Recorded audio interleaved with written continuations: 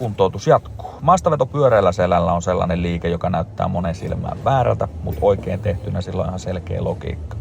Ja miksi tämä on sitten hyvä? Selkä ei ole hauras, vaan ihan samalla tavalla kuormitettava kudoskokonaisuus kuin mikä tahansa muu jalka tai ynnä muu kropas. Kun kuormaa lisätään hallitusti, kudokset vahvistuu, sietokyky kasvaa ja pelko ja jännitys vähentyy siitä, että jotain menisi rikki.